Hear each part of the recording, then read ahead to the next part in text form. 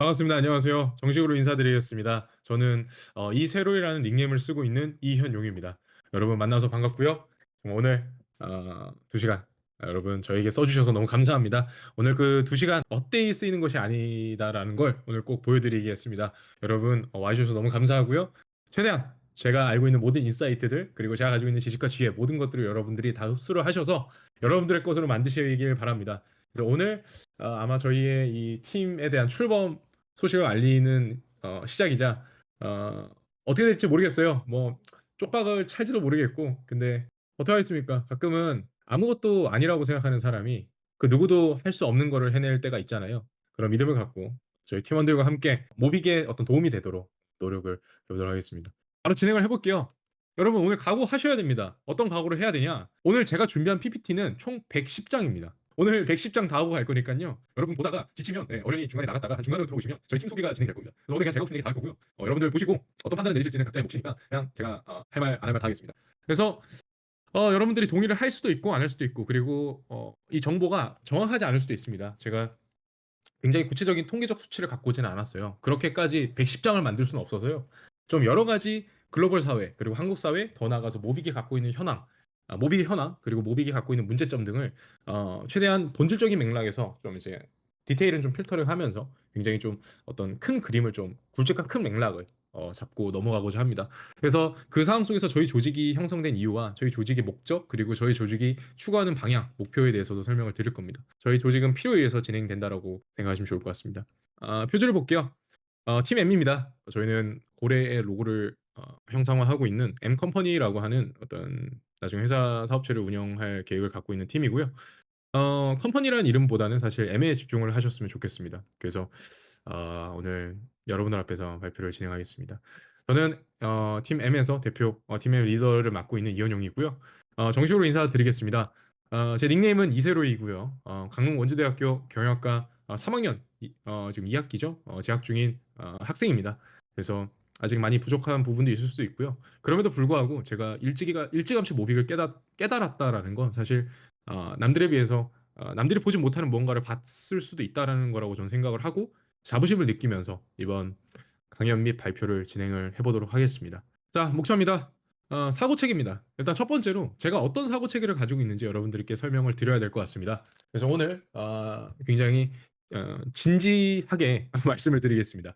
원래 누군가의 사고 체계를 이렇게 공개하는 게 쉽지가 않은데요. 이건 어떻게 보면 또 이게 해킹을 당할 수 있다라고도 생각이 들거든요. 근데 어쨌든 간에 다 설명을 드리겠습니다. 시대의 흐름입니다. 세계와 한국, 뭐 국제 정세에 대해서 얘기를 할 거고요. 그리고 한국의 경제 주축인 삼성에 대해서 얘기를 할 겁니다. 우리 한국은 낙수 효과를 굉장히 많은 어떤 효과를 본 나라죠. 대표적으로 우리나라 한국의 경제 대명사 삼성이 망한다면 한국 경제는 정말 한국 경제 또한 망할 거라는 어떤 해석이 굉장히 많을 정도로 그만큼 우리 한국이 삼성에 굉장히 많이 경제적으로 얽힘이 있죠. 근데 이런 것들에 대해서 충분히 해석할 수 있는 여지를 갖기 위해서 삼성에 대한 얘기를 할 겁니다. 그리고 문제의식입니다. 사실 뭐 2번이나 3번이나 거의 비슷한데 모빅의 현 시점입니다. 제가 갖고 있는 모빅의 문제점 등에 대해서 설명을 할 겁니다. 네 번째는 이제 설립과 목적인데요. 저희 팀 M 얘기도 할 거고요. 그다음에 모빅의 인풋 얘기를 할 겁니다. 저희는 산에 올라가지 않습니다. 저희는 관악산을 올라가지 않습니다. 다시 한번 말씀드리겠습니다. 저희는 산에 올라가지 않습니다.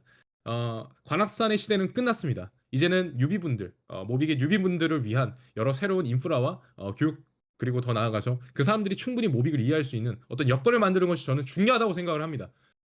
그래서 조직 M을 만들었죠. 네, 아무튼 이 부분도 짚고 넘어갑니다. 자, 5번입니다. 사업 모델입니다. 어떤 비즈니스 모델을 구축하고 있고 이를 통해서 어떤 자금 조달과 더불어 어떤 목표를 가지고 있는지 아주 한 10분의 1만 소개하려고 합니다. 자, 이 이유도 제가 나중에 말씀드리겠습니다. 자, 6번입니다. 성공 이유입니다. 성공 이유. 저희가 가지고 있는 장점에 대해서 설명을 드릴 생각입니다. 그리고 실패 이유 또한 저희도 알아야죠. 그래서 실패 이유를 보완하는 것이 사실 성공으로 가는 가장 첫 지름길이기 때문에 실패할 수 있는 이유에 대해서 저희가 고민을 해야 된다고 봅니다. 그래서 실패 이유에 대한 단점, 저희 조직이 만약에 망한다면, 실패한다면 그 이유가 무엇일까 하는 단점에 대해서 설명을 드리려고 합니다. 마지막 여덟 번째입니다. 이건 그냥 언어 유희인데요. 말이 아닌 행동으로 증명하고 싶습니다. 저는 모빙 생태계 내에서 말만 앞서는 사람이 너무 많다는 생각을 많이 가졌습니다. 다들 말만 앞섰어요. 음, 그게 너무 크죠. 예. 그래서 저희가 행동으로 보여줄 거고 저희가 지금 진행하고 있는 이 강연이 끝나면 저희가 썼던 기획 보고서가 있습니다.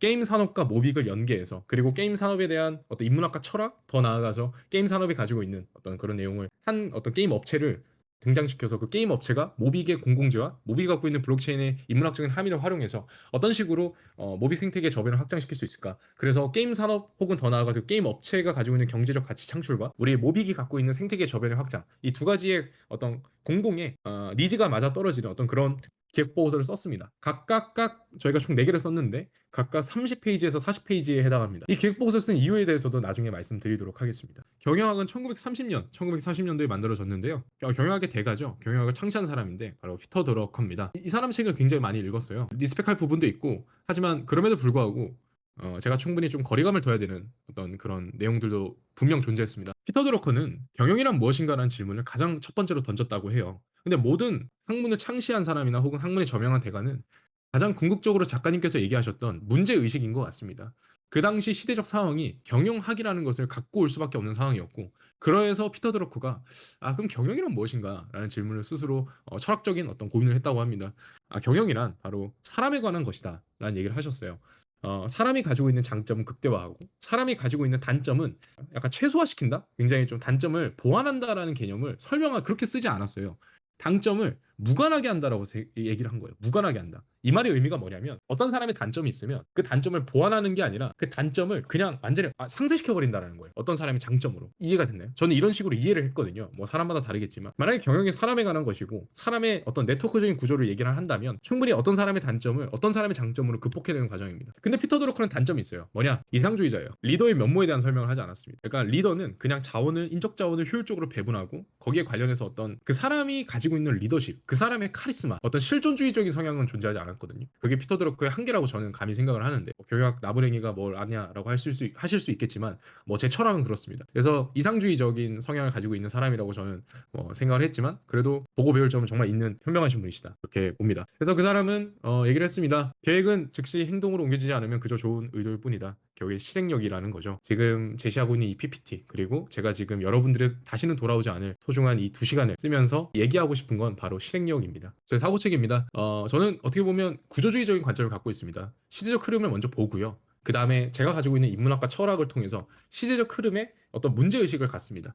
그래서 그 문제의식을 통해서 어떤 부분을 수정해야 문제가 해결될까라는 생각을 하게 되고 그래서 문제를 해결하는 그 과정 속에서 과학, 공학 따로 두는데 결국에는 다 같은 맥락이죠. 과학 안에 자연과학이 있고 공학이 있으니까요. 자연과학은 원인이고 공학은 결과입니다. 그래서 하나의 과학을 이루죠. 과학적인 관점, 정치학적인 관점, 디자인적인 관점, 경영학적인 관점, 경제학적인 관점 여러 방면의 관점이 있을 거지 않습니까? 그런 여러 가지의 학문을 연결하는 겁니다. 각각의 학문에는 큰 줄기가 있거든요. 큰 줄기가 있고 큰 줄기 주변에 잎사귀가 있어요.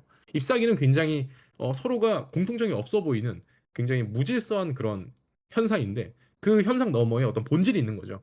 근데 그 본질은 그 학문의 틀을 이룹니다. 그래서 여러 가지 학문들의 그 본질을 갖고 그 본질에 해당하는 메커니즘을 갖고 조합을 하는 겁니다. 저는 그게 창의성이라고 생각하고 그 창의력이 결국엔 문제의식에 해당하는 문제 해결을 충분히 극복해낼 수 있다고 생각을 합니다. 최근에 우리 그 모빅 생태계 내에서도 인기가 많았죠. 미중 패권 대결, 최악의 시대가 온다라는 책이 있었죠. 그 책에서 나온 내용입니다. 전쟁의 이유는 패권국의 두려움이 아니라 도전국의 불안함과 초조함이다. 패권국이 문제가 아닙니다. 오히려 패권국이 아니라 도전국이 더 이상 자신의 어떤 성장 가능성이 없다라고 하는 그 희망찬, 그 희망의 어떤 그 연결고리가, 희망의 연쇄고리가 박살나버린 거죠. 그래서 애초에 미국이란 나라를 떠나서 지역적인 요건 자체가 그냥 사기지 않습니까? 미국은 유일무이하게 자급자족이 가능한 나라입니다. 지형적인 이점을 너무 많이 타고난 나라죠. 미국이 이렇게 성장을 하고 중국도 성장을 했죠. 중국의 공장 역할을 하면서 2001년 WTO인가요? 거기에 이제 가입을 하면서 성장을 했습니다. 이렇게 가다가 이제 중국이 주춤한 거죠. 내가 호랑이를 순간 늑대나 개로 착각했구나. 호랑이는 호랑이였구나. 이러면서 이제 점차 이제 아마 내려가겠죠. 앞으로. 근데 이제 여기서 중국은 불안함과 초조함을 느끼게 되고 보통은 극단적인 선택을 하는 게 역사적으로 증명이 됐는데 모르겠습니다. 이걸 어떻게 극복해낼지는. 제가 설명할 건 국제 정세입니다. 미국이 인도 태평양 전략을 통해서 한국의 스탠스, 미국이 한국을 바라보는 스탠스가 바뀌었다. 이런 얘기를 할 건데요.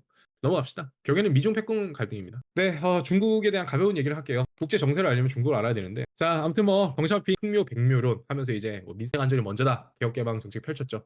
넘어갑시다. 그때 이제 러시아와 미국과의 소련 어떤 갈등이 있었는데 그 갈등을 충분하게 극복해내기 위해서 미국은 중국과 손을 잡습니다. 중국도 그때 이제 니즈가 맞았죠. 국제 정세입니다. 아까 처음에 얘기했지만 중국은 그렇게 성장을 했습니다. 그래서 2001년에 아까도 얘기했지만 이제 자유무역 기구에 들어와서 중국의 이제 인건비가 낮으니까 중국 어떤 세계적인 공장 역할을 했죠. 근데 지금 현재 중국은 인구 구조 문제가 굉장히 심각합니다. 우리나라와 동일하게 점점점 생산관의 인구가 줄어들면서 어떤 경제를 부양하겠다 하는 어떤 경제적인 희망을 갖기가 인구 구조학적으로 굉장히 어려워졌습니다. 넘어갑시다. 네. 그래서 이제 점점점 미국은 그렇게 커져갔고 이제 중국이 어느 정도의 정점에 다다랐다라는 거예요.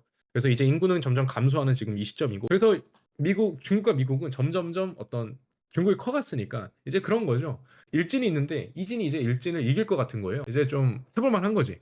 그러면서 이제 점점 미중 간의 어떤 패권 전쟁이 슬슬 어떤 밑바닥에서부터 살짝살짝 서로 긁어가는 어떤 그런 관계가 있었는데 이때 이제 저희 트럼프 대통령 2018년에 관세를 때려버리면서 무역 전쟁을 시작을 해버렸죠. 그래서 미국을 다시 아메리칸 정신을 다시 돌아오게 하겠다라는 생각으로 미중부의 전쟁이 진행됐습니다. 그리고 현재 2024년 11월 선거가 있죠. 근데 우리가 이걸 알아야 됩니다. 선거가 있다고 해서 뭐 작가님께서 언급을 하셨는데 선거가 있다고 해서 민주당과 그 도널드 트럼프 공화당의 중국에 대한 반중국 정책에 대해서는 기조가 동일합니다. 그래서 중국을 끊임없이 견제하자는 것이 동일해서 사실 중국에 대한 스탠스를 바꾼다? 이런 점에 대해서는 저는 좀 비관론적입니다. 네. 넘어가겠습니다. 근데 여기서 문제가 생겼습니다. 어떤 문제냐면 과연 그렇다고 해서 중국이 미국 말을 들을 수 있을까? 라는 생각을 했었는데 저는 이게 가장 큰 어떤 사건이라고 봅니다. 정치적 어떤 명분이 그 어떤 경제적 여건, 경제적 명분보다 압도한다. 우선순위다. 선택에서. 그게 지금 중국이 보여줬죠. 어디서? 알리바바 마윈 사건입니다. 이때 전 세계는 경악을 했습니다. 중국에서 사업을 한다라는 건 진짜 쉽지가 않구나. 어떤 이런 어떤 금융이나 더 나아가서 자본 그리고 어떤 자신의 어떤 자아 실현에 대한 욕구를 펼칠 수 있는 것에 대한 어떤 통제를 받을 수밖에 없겠구나. 특히 기업가적 정신은 굉장히 자유롭습니다, 여러분. 자신의 어떤 꿈을 위해서 노력하고 비전과 목표를 어떤 현실화하는 그 과정이 기업가의 가슴을 뛰게 하고 기업가를 움직이게 하는 모티베이션입니다. 돈이 아니에요. 비전입니다. 근데 문제는 그 비전을 꿈을 꿀 수 있는 환경 자체를 없애버렸어요. 이 사건을 통해서요. 이게 정말 큰 문제죠. 그래서 중국은 경제적으로 움직이는 것이 아니라 정치적으로 움직이는 것이 거의 사실화됐다라고 기정사실화됐다라고 저는 보여집니다. 넘어갑시다. 네, 중국과 대만입니다. 그래서 지정학적인 위기가 펼쳐지고 있고 뭐 한국은 말레카 해협으로 수출을 40%를 받고 있는데 제가 알기로는 40%입니다. 40% 받고 있는데 그게 만약에 중국과 대만의 전쟁이 나면 그 무역망이 당연히 지체가 되고 정체가 되겠죠. 혹은 최악의 경우에는 그 무역이 막힐 수도 있습니다. 그러면 한국은 힘들 겁니다. 네, 넘어가겠습니다. 이제 한국 사회를 얘기를 할 건데요. 정치, 경제, 사회, 문화 이 네 가지를 다 설명드릴 겁니다. 저는 한국 사회 제조업 더 나아가서 한국이라는 국가가 이 사진으로 말씀드릴 수 있을 것 같습니다. 이 이미지로요. 과연 한국이 살아남을 수 있을까요, 여러분? 저는 너무 힘들다고 생각합니다. 넘어갑시다. 자, 한국 경제 대명사는 삼성입니다. 한국은 제조업 국가죠. GDP의 30% 혹은 40% 아직까지 제조업이 굉장히 많은 부분을 차지하고 있습니다. 과연 삼성은 잘하고 있을까요? 저는 의문입니다. 자, 삼성의 비즈니스 모델입니다. 첫 번째는 반도체고요. 두 번째는 모바일입니다. 매출 순위를 얘기를 하면 그런 건데요. 영업이익도 똑같습니다. 자전 디스플레이가 있는데 이 부분에 대해서 과연 삼성이 잘하고 있는지 간략하게 말씀을 드리겠습니다. 저는 어떤 이 산업에 대한 전문가는 아닙니다. 근데 한 가지 확실한 건 저도 꾸준하게 시사와 뉴스를 보면서 예전부터 캡처를 해왔던 그런 내용들이 있습니다. 그걸 통해서 한국 사회 그리고 제조업 국가로서의 발전이 가능한가? 그리고 더 나아가서 과연 그것이 우리 한국 사회의 긍정적인 경제 모멘텀을 형성할 수 있는가? 근데 제가 생각했을 때는 힘듭니다. 네, 바로 넘어가죠. 세수 부족 문제를 먼저 짚고 넘어가겠습니다. 이건 사실 원인이 아니라 결과입니다. 법인세 1등 삼성전자. 삼성전자가 법인세를 총 법인세의 30%를 삼성전자가 냅니다. 정확히는 제가 알기로는 27%인가? 삼성전자 법인세를 못 냈습니다, 여러분. 갑자기 2, 30%그 냈던 법인세 그 비율이 사라졌어요.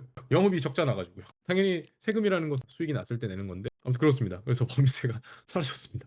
참 마음이 아픕니다. 상위 10%가 소득세 79%를 내는 나라입니다. 근데 법인세 삼성이라는 법인이 이런 소득세를 내지 못하고 앞으로 더욱더 경기가 어려워지고 삼성 비즈니스 모델의 현금 흐름이 원활하지 않는다면 가능할까요? 뭐 이런 생각을 하는데요. 제 생각이 맞다면 아마 많이 힘들 거라고 저는 보여집니다. 넘어갈게요. 네, 디램 물량입니다. 우리 한국은 메모리 반도체 강합니다. 근데 비메모리 반도체는 약하죠. 사실 머리의 부분에 해당하는데 그 부분이 저희가 가질 수 없는 부분이었죠. 메모리 반도체 특히 디램이 있습니다. 근데 지금 중국이 지금 디램 관련한 어떤 공구적인 측면에서 뛰어날 수밖에 없습니다. 그래서 제가 하고 싶은 얘기는 뭐냐면 이제 앞으로 할 얘기와 굉장히 맥을 같이 하는데요. 결국에는 중국이 치고 올라오고 있습니다. 저희가 처음에 반도체를 받고 그다음에 모바일을 봐야 되잖아요. 왜냐하면 매출 비중에서 모바일과 반도체가 거의 씹어먹으니까요. 근데 모바일을 보면 모바일 글로벌 뭐 탑 10 모델 뭐 이렇게 나오면서 뒤에 8, 9, 10 뭐 갤럭시 A가 이렇게 뭐 지금 자리를 잡았다고 생각을 하는데, 사실 중국도 만만치가 않습니다. 중국이 정말 여러분 저게 어떤 거냐면요. 그 갤럭시 폰, 특히 중저가형 갤럭시 폰을 갖고 주변 사람들한테 뿌리는 건데, 문제는 중국이 그 정도 가격 대비 훨씬 더 높은 퀄리티를 만들어낼 수 있습니다. 대표적인 게 생산비와 인건비죠. 그 두 가지가 극복을 하는 거예요. 그래서 삼성은 모바일 측면에서 하이엔드급을 못 먹었죠. 하이엔드급은 애플입니다. 그러면 중저가를 먹어야 되는데 중저가에서 지금 중국이 치고 올라오고 있는 거죠. 뭐 샤오미도 그렇고 뭐 여러 어떤 중국의 모바일 관련 어떤 회사들이 계속 치고 올라오고 있습니다. 왜냐하면 지금 중국도 위기를 느낀 겁니다. 더 이상 미국에 의존하면 안 된다. 더 이상 우리가 뭔가 계속 꾸준하게 공장 역할만 하는 것이 아니라, 제 생각이 맞다면 이제는 우리가 각자 도생해야 된다. 자급자족해야 된다. 그래서 우리가 충분히 중국도 우리가 할 수 있음을 보여주자. 아마 이것을 뼈저리게 느낀 것 같습니다. 그래서 중국이 그 어떤 나라보다 과학기술, 특히 제가 알기로는 제가 아는 시사입니다. 제가 알기로는 유전공학, 뭐 생명과학 이쪽에서 중국이 거의 치고 올라오고 있다고 저는 알고 있거든요. 그래서 미국과 비견될 정도로 자연과학에 대한 발전 양상이 거의 동일하다고 저는 알고 있습니다. 자, C모바일입니다. 뭐 디스플레이 센서 있는데요. 한국 뭐 왼쪽부터 볼게요. 저는 앞으로의 미래가 XR 기기, 하드웨어에 있다고 생각을 합니다. 특히 미래의 신산업이죠. 왜냐하면 결국에 우리가 궁극적으로 가야 될 곳은 메타버스이기 때문입니다. 근데 과연 그렇게 가는 과정 속에서 우리 한국이 잘하고 있을까? 라는 질문을 던졌을 때 XR 헤드셋, 즉 하드웨어 기기, 그 메타버스로 가는 그 하드웨어 기기를 만드는데 삼성 디스플레이가 아니라 디스플레이가 가장 비싸거든요. 제가 이제 공부를 해보니까 헤드셋을 만들 때 디스플레이, 그 안면 디스플레이가 가장 비싸요. 근데 그거를 삼성 걸 쓰지 않고 소니 걸 쓰겠대요. 소니 거. 말이 안 됩니다. 이런 생각을 해보셔야 됩니다. 왜 말이 안 될까요? 근데 이 사람들도 웃겨요. 보면은 삼성 거 왜 안 씁니까? 삼성 게 안 좋아서입니다. 네, 아주 논리정연합니다. 그죠? 네, 삼성 게 안 좋다고 합니다, 여러분. 네, 그래서 소니 걸 쓴다고 했었습니다. 보면서 말이 안 나오더라고요. 근데 문제는 또 디스플레이 그리고 센서적인 측면이 있는데요. 센서도 지금 저희 한국 삼성이 만든 걸 쓰지 않습니다. 디스플레이도 마찬가지입니다. 현재 저희 그 S 플래그십 관련해서 모바일 진행한 그 기기 하드웨어 기기를 뜯어보면 삼성이 직접적으로 만든 건 사실 반도체 말고는 없습니다. 거의 다 대부분은 다 외부 뭐 퀄컴이라던가 뭐 ATL인가요? 뭐 이런 어떤 하드웨어 기기를 자꾸 수입해 와서 조립을 하는 겁니다. 물론 당연히 호환성에 문제가 있습니다. 왜 호환성에 문제가 있냐면 애플과 같은 수직 계열화를 이루고 폐쇄성을 갖추면서 어떤 자신만의 어떤 입지를 확실히 만듦으로써 어떤 하드웨어가 소프트웨어의 연결 호환성을 원활하게 한 게 아니잖아요.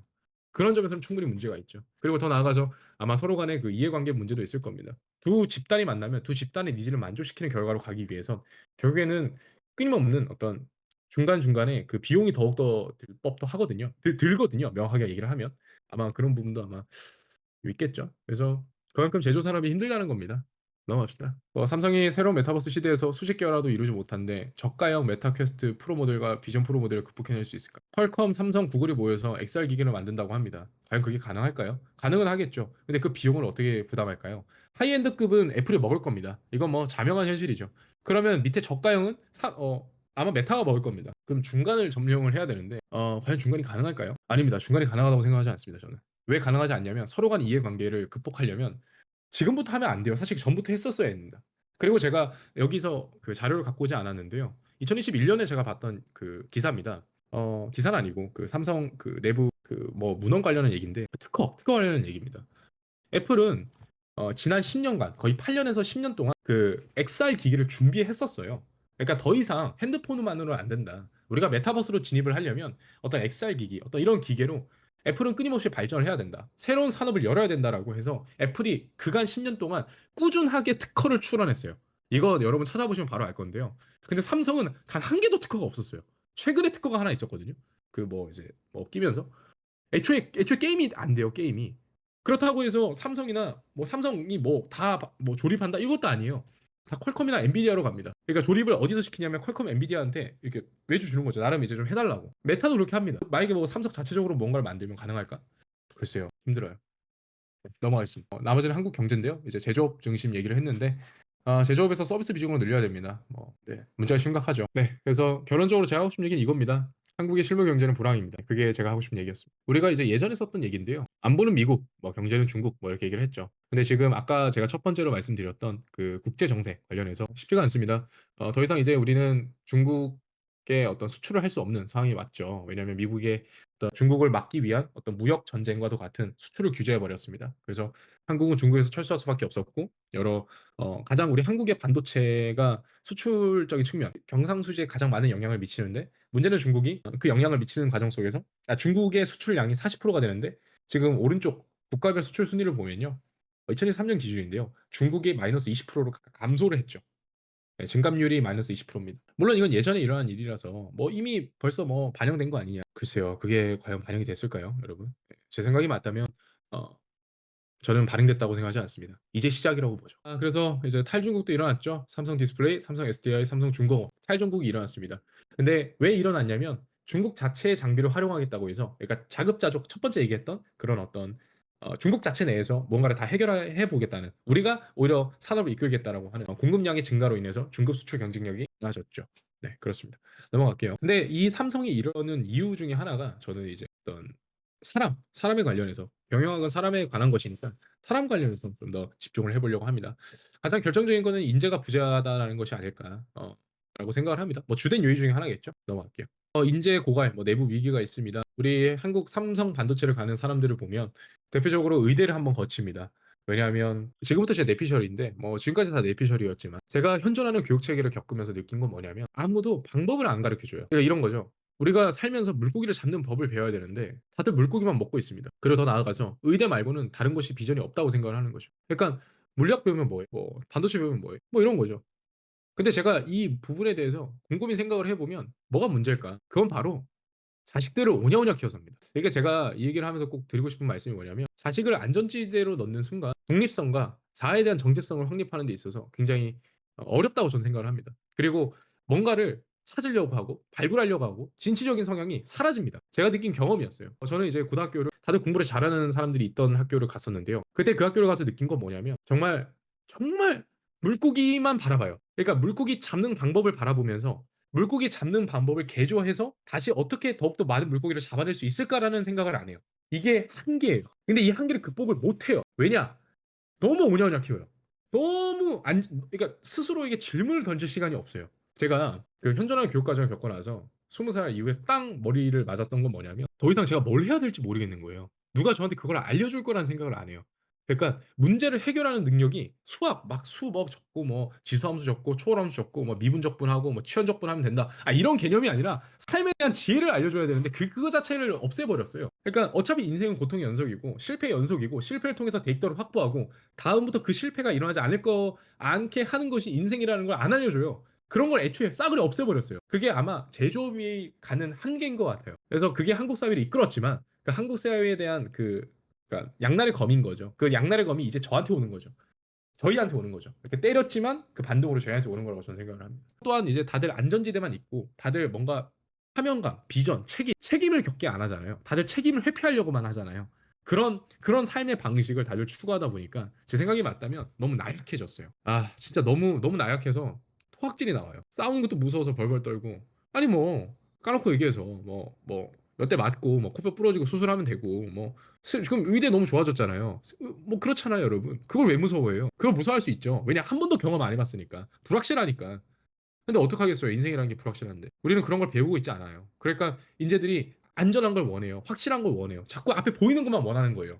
그러니까 의대를 가죠. 그러니까 네카라쿠베 편한 걸 가죠. 제조업을 안 가려 하잖아요. Y. 맞아요. Y를 왜 안 해요? 제가 고등학교 때 제 담당 수학 선생님께서 예전에 그런 말씀을 하셨어요. 내가 혈서를 써서라도 너를 수학과로 보내겠다. 그런 말씀을 하셨는데 저도 이제 안 간다고 했죠. 돈이 안 된다. 아주 현실적인 답안이었죠. 근데 그 말이 이해가 돼요. 왜냐면 저는 끊임없이 왜를 던졌거든요. 그러니까 왜 그랬지? 왜 저런 생각을 하는 거지? 이유가 뭐지? 인문학적으로 뭐가 있지? 아니면 뭐 막 이런 생각 있잖아요. 그런 질문을 항상 던졌던 것 같아요. 모르겠어요. 그게 저희 어떤 뭐 유전자에 각인이 되어 있는 건지 잘 모르겠지만, 근데 그건 아닌 것 같아요. 저희 집안 성격상은 아닌 것 같고, 몰라요. 왜 그런지 모르겠지만 왜라는 걸 계속 던졌던 것 같아요.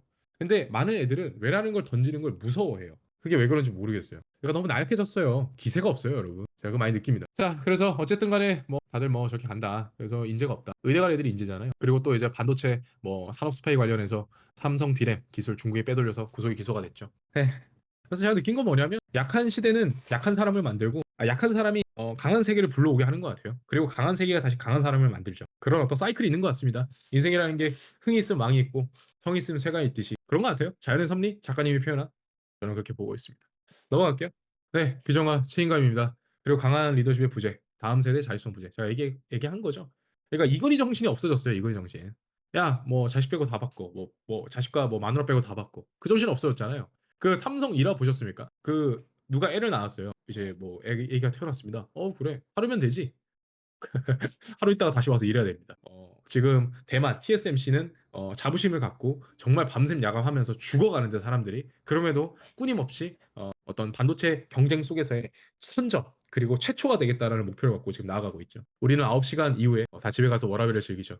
맞습니다. 그리고 한국은 도덕적인 위상이 굉장히 높아서요. 의식이 높잖아요. 그래서 그것이 윤리적으로 조금이라도 문제가 되면 당연히 절대 안 됩니다. 근데 도덕이라는 것도 타이밍인 것 같습니다. 근데 지금 시대에서 그 타이밍이 맞을까? 의문입니다. 넘어갈게요. 그래서 저는 이건희 시대가 끝났을 때 삼성이 끝났다고 봤습니다. 냉정하게. 왜냐? 제가 지금 이제 과학, 기술, 문명, 철학, 성찰이라는 어떤 자연 철학자 교수님과 대담을 하고 수업을 듣습니다.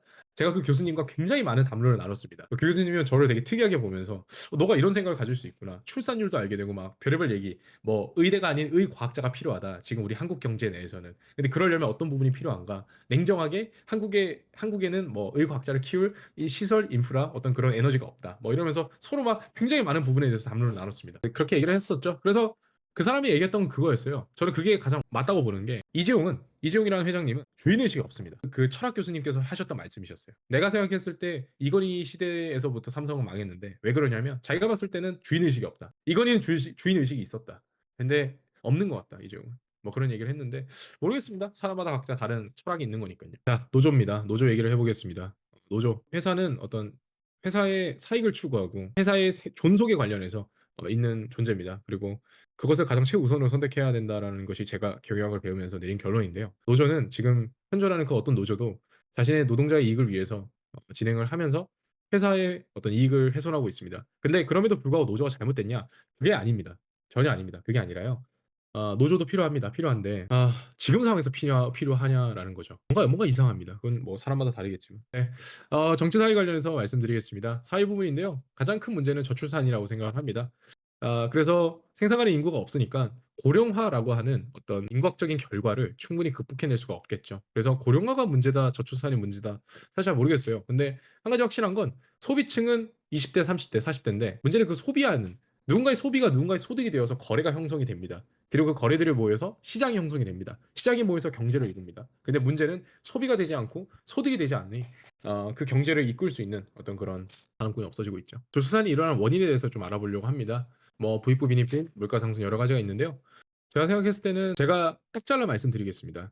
제가 생각했을 때 그 어떤 선진국을 막론하고 다 그 여성의 출산율이 감소했습니다. 이렇게.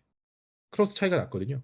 근데 그런 식으로 생각을 해보면 그게 문제가 뭘까? 문제가 뭘까? 도대체 어떤 부분이 문제라고 생각하는 걸 떠나서 이런 사회 현상의 본질이 뭘까? 이 현상의 원인이 뭘까? 이런 생각을 해보면 저는 여성의 인권 상승이라고 생각을 합니다. 그게 잘못되었다라고 말씀을 하는 게 얘기를 하는 게 아니라요. 그게 뭐 옳고 그름 그런 판단이 아닙니다. 그냥 여성의 인권, 여성이 자신의 어떤 사회적인 욕구를 충족하고 더 나아가서 어떤 사회적으로 진출을 하게 되고 그러면서 자연스럽게 뭐 남자와 여자가 서로가 이제 어떤 비용적인 측면을 고려하게 되고 그러면서 어, 제 생각이 맞다면 현대 사회, 현대 문명을 이루면서 필연적으로 있을 수밖에 없는 일이라고 생각을 합니다. 그리고 가장 중요한 건 전통적 가치관의 파괴입니다.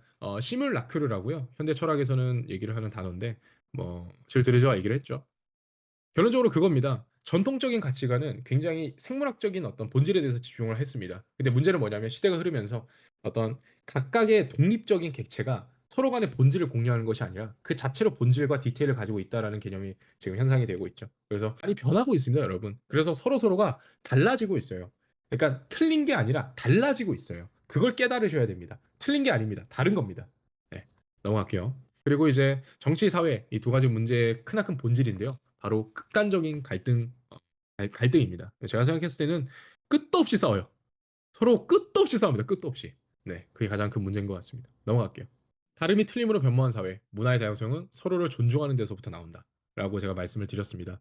우리는 다름을 인정하지 않습니다. 다르면 틀렸다라고 생각을 합니다. 그 다름이 갖는 그 주체 내에서 그 사람이 내세우는 논리가 있는데 그 논리의 허점과 논리의 장점이 있습니다. 논리적인 정확성이 맞을 때도 있고 그 부분이 틀린 부분, 그러니까 장점과 단점이 있는데 문제는 그 단점을 보완하는 과정을 만들어야 되는데 우리는 그냥 다른다고 하니까 그냥 무대뽀로 싸워버려요. 서로 욕해버려요. 그냥 너 편, 내 편입니다. 이게 너무 크거든요. 이 사회가 어떻게 발전되는지 전 잘 모르겠는데 어쨌든 간에 결과론적으로 지금 그런 사회라는 거죠. 문화적 다양성, 문화의 다양성이 서로 존중하는 데서 나오는데 아, 글쎄요. 서로가 존중하는 태도가 과연 있을까요? 그건 잘 모르겠습니다. 하지만 어쨌든 간에 다름이 틀림으로 변명한 사회는 자명합니다. 넘어갈게요. 제가 이 부분을 꼭 설명을 드리려고 합니다. 토의는 문제 해결입니다. 토의를 하는 이유가 뭘까요? 문제를 해결하기 위해서 서로가 머리를 맞다고 서로가 각각의 의견에 대한 장점과 단점을 수렴하고 모아서 절충과 보완을 통해 어떤 궁극적인 어떤 답안을 제시합니다. 넘어갈게요. 토론은 자신의 주장을 관철합니다. 그렇기 때문에 자신의 주장에 대한 주장을 개진하고 의견을 개진한다고 표현을 하는데 결국에는 개진하면서 그 밑에 깔려진 그 문제를 해결할 그 자신의 의견이 맞다라고 하는 그 주장을 뒷받침해 주는 근거를 제시합니다. 그래서 서로서로 간에 치열하게 싸웁니다. 하지만 공과 사는 구분을 해야겠죠. 그렇게 치열하게 싸움에도 불구하고 서로서로가 인정하고 존중하고 '아 너가 그런 논리를 펼쳤는데 그만한 어떤 근거를 잘 제시한 것 같다.' 뭐 이런 식으로 얘기가 끝나겠죠. 근데 그게 맞습니다. 그게 맞죠. 넘어갈게요.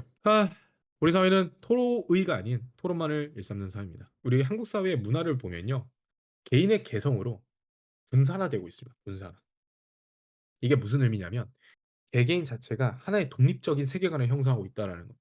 그래서 개인의 개성이 더욱더 특출나고 개인의 개성을 존중하게 되고 개인의 개성으로부터 현금 흐름이 나오게 되고 퍼스널 브랜딩이라고 하는 새로운 단어가 형성이 되고 있습니다. 그래서 더욱더 개개인 자체가 어떤 중심적인 네트워크를 형성해서 1인 조직, 1인 기업, 1인 운영 체제, 앞으로 AI 시대를 통한 기술의 가속화, 시간의 가속화로 인해서 앞으로 AI를 함께 형성하는 어떤 그런 1인 조직 체제가 더욱더 견고해지는 그런 사회가 다가오고 있습니다. 그런 문화가 지금 형성이 되고 있고요. 넘어갈게요. 돈이라는 것은 사실 연결입니다. 돈을 이제 다들 공부를 해보시면 알겠지만 연결인데요. 돈이 어떤 연결체로서 더욱더 사회가 유비쿼터스 사회라고 하죠. 서로서로가 연결되는 사회가 지금 진행되고 있습니다.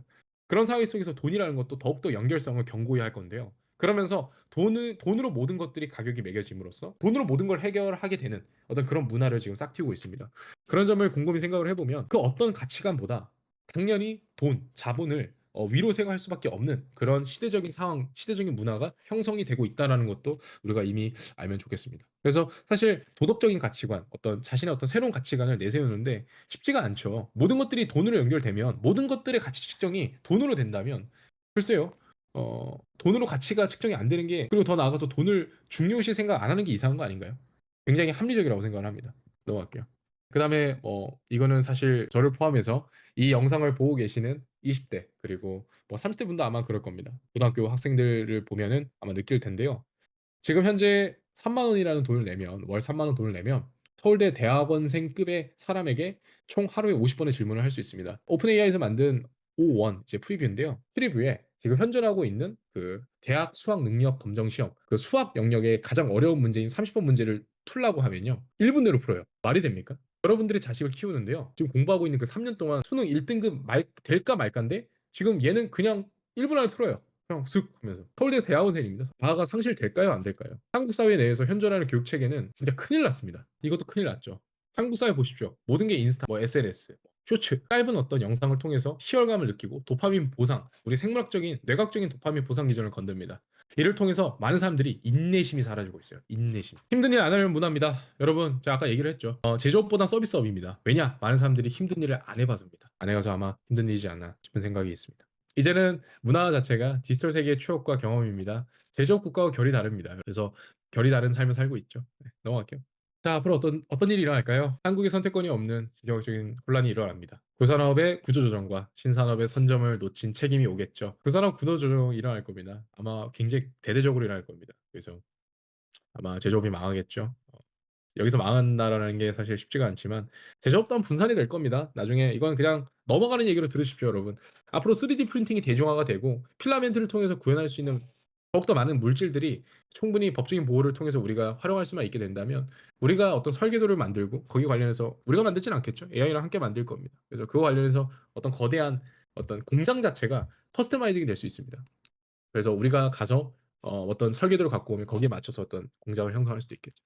뭐 그런 미래가 펼치지 않을까요? 만약에 분산화라고 하는 귀납적인 어떤 시대적 상황을 반영을 한다라는 말이죠. 부재가 아니라 저출산 만 쓰시면 됩니다. 제가 정말 수정을 못 했는데. 저출산과 사회적 분열입니다. 아까 갈등이라고 표현을 했죠. 아마 그런 현상이 더욱더 가속화되고 더 심화되겠죠. 토토기 부재가 당연시되는 커스터마이징화. 네, 아까 얘기했죠. 분산합니다. 손쉬운 욕구 충족을 통한 삶의 공허함. 네. 도파민 얘기를 하면서 우리가 쉽게 욕구를 충족할 수 있다라는 점 미리 말씀드립니다. 그래서 삶이 공허해집니다. 희생이 없고 책임이 없고 의미가 없는 정체성의 부재의 연속이 될 겁니다. 우리는 어디서 의미를 찾아야 될까요? 아마 여기는 40대, 50대 분들이 많으실 겁니다. 제 영상을 듣고 계신 분들이 많으실 텐데 자식에게 꼭, 꼭 책임을 알려주십시오. 그게 제가 살면서 젊었을 때 모빅을 깨닫고 그리고 더 나아가서 어떤 많은 사람들과 의사소통할 수 있고 어, 패기 있게, 기세 있게 어떤 여러 가지 진행을 했던 여력이 바로 책임이었던 것 같습니다. 여러분 책임을 알려주세요. 그것이 아마 유일무이한 앞으로의 삶 속에서의 덕목이지 않을까요? 책임을 알려주십시오, 여러분. 자, 송평입니다. 한국은 정점을 지났습니다. 그게 제가 내린 결론입니다. 제가 이제 공부를 하면서 한숨만이 나오더라고요. 답이 없어요. 단, 모빅을 놓쳤다면 말입니다. 아직 한국 사회는 기회가 있습니다. 한국을 제조업 국가가 아닌 디지털 금융 국가로 탈바꿈하면 가능합니다. 빨리 가속화를 해야 됩니다. 모비코인은 뭐 한국을 살릴 유일한 기회다. 아마 유일한 기회가 될 겁니다. 한국의 선택권이 없는 지정학적 논란, 이 문제를 해결하려면 방법은 하나입니다. 지정학적 갈등 속에서 세계적으로 연결되어 있는 화폐인 비트코인을 가지고 있어야 합니다. 그래서 각각의 화폐 시스템, 어떤 지역에 갔을 때 인터넷만 된다면 여러분 이런 생각을 하셔야 됩니다. 인터넷이 안 되면 어떨까요? 아니에요. 그럴 리 없어요. 인터넷이 무조건 됩니다. 왠지 아십니까? 스타링크를 생각하십시오. 스타링크라는 기업이 있습니다. 일론 머스크가 창시를 했습니다. 지구라는 어떤 닫힌 게 안에서 여러 인공위성들을 설치를 함으로써 각각의 인터넷을 SKT, KT, U+가 아니라 인터넷 자체를 인공위성, 위성을 통해서 서로 소통할 수 있게끔 만들었습니다. 화성과 지구에 대한 연결 통신을 만들기 위해서 진행한 프로젝트인데 지금 그 스타링크를 통해서 우리는 어디서든 인터넷을 접속할 수 있습니다. 우크라이나 러시아전을 보십시오.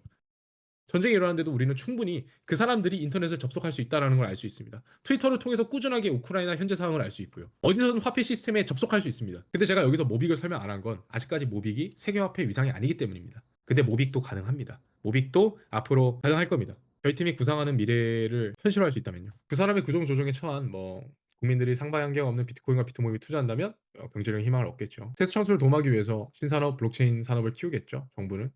왜냐하면 신생 산업을 통해서 세수 창출할 수 있다라는 걸 충분히 나중에는 눈치껏 알 겁니다. 그러면 세계적인 우리 모빅이 컸을 때 세계적인 어떤 국제적 금융 시스템에 세금을 부과할 수 있는 어떤 여력이 되는 겁니다. 가능합니다. 제가 이 부분에서 말씀드리겠습니다. 저는 모빅을 통해서 해결 방안을 얘기를 하는 지금 상황이잖아요. 저출산은 불가능합니다. 저출산은 해결 못해요. 블록체인으로 해결할 수 없습니다. 이거는 근본적인 문제가 달라요. 이거는 경제적으로 해결할 수 없습니다. 그래서 저는 지금 이 자리를 비롯해서 블록체인으로 이걸 해결할 수 있을까? 저는 불가능하다고 생각합니다. 제 입장 표명입니다. 이거는 근본적으로 게임이 달라요. 다른 게임이에요. 차원이 다릅니다. 초월하는 영역이라 이거는. 근데 그럼에도 사회적 분열은 가능합니다. 예를 들어 이런 거죠. 제가 해피댕양 얘기를 했는데요. 그러니까 근본적인 사회적 분열을 막을 수 있다? 그런 질문을 하고 싶진 않아요. 제가 그건 호모 사피엔스의 본성이라서 아무리 블록체인을 도입해도 그건 불가능해요. 근데 이런 거는 할 수 있어요. 제가 예전에 해피댕양 관련해서 얘기를 했는데 해피댕양이 만약에 애완견에 대한 NFT를 소유를 하면 그 애완견들을 교환할 때 NFT를 교환하지 않거나 혹은 그 애완견들이 어디 갔을 때 그 애완견이 가지고 있는 유전자나 혹은 그 애완견이 가지고 있는 그 특징들을 NFT화해서 그 애완견이 누구의 주인인지를 확인할 수만 있다면 범죄율을 격화시킬 수 있어요. 그래서 유기견들에 대한 수를 감소시키고 왜냐하면 신원을 특정할 수 있으니까요. 물론 이것이 좋은지 안 좋은지는 잘 모르겠지만 어쨌든 간에 그것이 이제 작가님의 표현에 의하면 통제받는 사회, 오블리언 사회라고 얘기를 했지만 오케이 좋아. 근데도 만약에 그것이 도덕적 명분이 우리 한국 사회에서 먹힌다면 가능합니다. 그래서 NFT를 만들어서 그 유기견들의 어떤 궁극적인 보호를 형성할 수 있죠. 보호관. 지금 한국 사회의 가구의 40% 지금 현재 애완견을 키우고 있습니다. 그러니까 애완동물을 키워서 애완동물과 교류를 하고 애완동물을 의인화합니다. 사람인 것처럼 한다는 거죠. 그래서 서로가 소통을 하고 있습니다. 그런 식으로 가는 겁니다. 좀 더 어떤 범죄율을 낮추고 뭔가 근본적인 거 바꿀 수는 없어요. 예를 들어 블록체인을 통해서 어떤 한국 국민 모든 사람들에게 블록체인 NFT를 부여함으로써 NFT 자체가 의사결정권이 돼서 어떤 투표를 한다거나 그런 점에서 충분히 어떤 정당성을 얻을 수 있겠죠. 그런 식? 그게 아마 그러니까 민주주의적인 어떤 형태를 누릴 수 있다. 그래서 중앙정부가의 어떤 중앙화되어 있는 어떤 사람의 조직이 충분히 부정부패를 일으킬 수 있는데 그것에 대한 NFT를 통해서 중립성을 형성하고 견제와 균형을 이룩할 수 있다는 거죠. 이게 제가 머릿속에는 막 그려지거든요. 이 상황이. 벌써부터 저는 이제 막 그려져요. 근데 표현하기 너무 어렵네요. 그게 저의 단점인데. 자, 어쨌든 넘어가겠습니다. 그래서 네, 분산화된다는 거죠. 개인의 개성이 더욱더 많아지고. 뭐 이것에 대한 대안인데요. 그러니까 뭐 팝업 스토어 같은 걸 열어서 그 홍대에 보면은 그 애니 캐릭터 혹은 뭐 여러 어떤 뭐 디지털 아이돌 이런 거 있잖아요. 그 팝업 스토어를 열었는데 굉장히 많은 사람들이 서로 막 소통하면서 막 팝업 스토어를 즐겼다고 하는 거예요. 그래서 완전 그 물건들이 완전 뭐 완결이 됐나? 뭐 그런 기사를 봤어요. 팝업 스토어의 힘은 위대합니다. 나중에 저희가 여러 가지 해볼 것 중에 하나가 뭐냐면 어떤 팝업 스토어 관련해서 누군가 왔을 때 그 모빅을 활용할 수 있는 어떤 기획 및 컨설팅을 해주는 겁니다. 어쨌든 간에 뭐 온라인과 오프라인의 경기를 허무는 뭐 기회 장수다. 자, 5번 6번입니다. 삶의 공허함, 정체성 부재 이 문제가 있죠. 넘어갈게요. 우리는 지금 어떤 상황이냐면요. 현물 경제, AI 아까 보셨죠? 그리고 뭐 시대적 상황, 뭐 이런 여러 가지 것들이 있는데 만약에 그런 상황들이 점점 펼쳐지면서 제가 하고 싶은 얘기 이런 거죠. 인간이 현물 경제에서 더 이상 필요가 없어지면 어떻게 될까? 이런 거예요. 작가님은 아실 겁니다. 이 영상을 보고 계실지 모르겠지만 매슬로 욕구 이론이 있습니다. 우리 경영학에서 배우는데요. 매슬로 욕구 이론 단계를 배워요. 매슬로 욕구 이론 맨 위에 단계에 해당하는 욕구가 뭐냐면 바로 자아 실현입니다. 우리는 어디서 자아 실현을 해야 될까요? 우리는 어디서 어떤 책임과 정체성을 찾을 수 있을까요? 우리는 어디서 사랑을 할 수 있을까요? 어디서 희생을 할 수 있을까요? 답은 디지털입니다. 인간이 디지털 세상에서 시간과 노력을 들여서 만든 자산을 블록체인에 기록하고 그것을 현실 세계의 어떤 사람과 소통을 함으로써 그 현실 세계 사람이 소유권을 인정을 한다면 그러면 실물 경제 한계를 극복합니다. 이게 바로 화폐적 상상력이죠. 그래서 제가 게임 산업, 메타버스가 궁극적으로 지향해야 될 바라고 말씀을 드린 겁니다. 아마 작가님이 예전에 궁극적으로 메타버스다 얘기를 하셨는데 작가님이 아마 이 부분을 알 겁니다. 왜 아냐? 화폐가 무엇인지를 깨달으면 알게 돼요. 아마 작가님 이 미래를 그렸던 것 같아요. 이런 게임이 있어요. 게임 아이템인데요. 이것이 현실 지금 1,200원, 2,200원 이런 가격으로 지금 결정이 되고 있습니다. 저 아이템을 만약에 그 식당, 어떤 식당에 떡볶이를 파는 식당이 있다고 생각을 해봅시다. 떡볶이를 팔아요. 가게 주인이. 근데 저 레드큐브라는 걸, 저 게임을 하고 있어. 그리고 저 레드큐브 아이템이 1,200원어치라는 걸 알고 있습니다. 그리고 우리는 충분히 굉장히 편리하게 1,200원어치의 어떤 저 아이템을 교환할 수 있는 어떤 시스템이 구축이 되어 있다고 생각을 해봅시다. 넘어갈게요. 자, 이겁니다. 자, 이것을 보면 충분히 이해가 되는데요. 그러니까 떡볶이 같은 경우에는 떡볶이를 만들어서 그러니까 떡볶이 사장이 게임 아이템이 가치가 있다는 걸 인정을 하면 어떤 일이 일어나냐면 떡볶이 가게 사장님이 그 게임 아이템을 갖고 오케이 야 내 떡볶이 줄게 그 게임 아이템 줘 하면서 현물 경제나 디지털 경제가 이게 연결점이 생겨요. 이게 화폐적 상상력을 통한 게임 산업의 미래입니다. 이것을 화폐적 상상력을 통한 게임 산업을 연역적으로 추구하는 거예요. 우리의 궁극적인 비전과 목표는 여기라는 거예요. 결국에는 이해가 될 거라고 생각을 합니다. 그래서 5번, 6번을 해결하기 위해서면 방법은 하나예요. 디지털 경제입니다. 더욱더 디지털 경제가 보편화가 되고 많은 사람들이 가치를 인정하는 사회가 돼야 돼요. 그래서 그런 것들을 점점점 이어가다 보고 그리고 삼성페이와도 같이 그렇게 NFT를 서로 결제하는 그 시스템망이 생겨버리면 그 디지털 경제 내에서 돌아가고 있는 여러 아이템들을 현물 경제의 아이템, 현물 경제의 물건과 교환이 할 수 있어요. 교환을. 지금 그 가치가 굉장히 낮은데 왜 낮냐면 많은 현물 경제에 있는 사람들이 게임을 가치 없다고 생각해서 그래요. 앞으로 이런 일이 펼쳐질 거라고 생각을 합니다. 이제 디지털 경제 게임 내에서 시간이라는 재화를 쓰면서 뭔가 이제 나름의 캐릭터가 막 일을 할 겁니다. 이제 그 일이 다 끝나면 뭐 이제 아마 현물 경제에서 일을 못 하니까 그쪽에서 일을 하겠죠. 그래서 일을 하면 담배 쓱 하나 피면서 오늘도 저거 얻으려고 저 레드 큐브 얻으려고 계속 개고생했네. 뭐 이런 주변 사람들이 얘기가 펼쳐질 겁니다. 그러면서 그 가치를 보존하고 실무 경제 내에서 가치를 인정받겠죠. 그래서 뚫려버립니다. NFT로. 블록체인으로. 메타버스와 이를 현실에서 가치물로서 인정하게 해주는 모빅 블록체인이 이를 해결합니다. 사실 모빅 블록체인을 언급한 이유는 블록체인이 이걸 해결하기 때문입니다. 모빅을 두 가지로 볼 수 있습니다. 첫 번째는 화폐고요. 두 번째는 질서입니다. 그래서 질서를 형성한다. 시스템을 구축한다. 이것이 가장 중요한 거죠. 자, 지금까지 글로벌 사회를 봤고 한국에 대한 어떤 전반적인 인문학적인 어떤 형태들을 봤습니다. 다 부정적인 얘기입니다. 긍정적인 얘기를 할 수가 없더라고요. 하고 싶지는 않았습니다. 여러분들 문제를 해결하는 게 중요한 게 아니라요. 문제를 이해하는 게 중요합니다. 어떤 문제 해결을 막론하고 가장 중요한 건 핵심이었던 것 같아요. 문제 이해. 그래서 여러분들께 이런 흐름을 꼭 말씀을 드리고 싶었어요. 그만큼 힘들다라는 거죠. 자, 모빙의 현상 이제 얘기를 해보겠습니다. 자, JTC와의 계약 파기로 인해서 신뢰성이 하락하고 있습니다. 모빅의 문제점입니다. 자, 이것에 대해서 이제 오늘 여기 계신 분들이 너 뭔데 모빅 욕해?라고 하실 수 있을 겁니다. 저는 냉정한 현실주의자입니다. 현실점을 정확하게 파악을 하고 그 현실점의 문제점들을 충분히 개선하는 새로운 방법을 찾는 것이 제가 가지고 있는 사고 체계 중에 하나입니다. 그래서 신뢰성이 하락됐습니다. 넘어갈게요. 저는 여기서 이런 질문을 던지고 싶습니다. 과연 다른 대기업과 중견기업들은 모빅을 좋게 활용할까? 라는 질문을 저는 갖게 되었습니다. 제가 이런 질문을 갖게 된 이유는 뭐였냐면 저는 충분히 작가님이 가지고 있는 연세대 인적 네트워크를 통해서 극복이 가능하다고 생각을 했습니다. 근데 아마 가능하겠죠. 가능할 겁니다. 근데 그럼에도 불구하고 제가 이번에 이렇게 팀을 꾸리고 팀을 조직화하고 저희가 궁극적으로 지향하게 될 목표와 비전을 갖게 된 이유는 이 부분이었습니다. 가장 큰 부분인데요. 만약에 대기업과 중견기업이 모빅을 받는다면 모빅을 좋게 활용할까요? 전 잘 모르겠습니다. 이런 질문을 제 스스로 던지게 되더라고요. 넘어갈게요. 이를 통해 대기업이 모빅의 위대함을 알고 잘 활용해 줄 거라는 논리에 대한 의구심이 듭니다. 예전에 제가 라이브에도 얘기를 했지만요. 힘이 없는 사람은 너무 무능력합니다. 예전에 저는 그 아파트 저희 그 집안이 굉장히 어려웠습니다. 무지도죄라는 걸 그때 많이 느꼈는데요. 아파트가 공인중개사를 끼지 않고 거래를 하고 나서 건설업이 폐업을 하면 그게 경매로 넘어갑니다.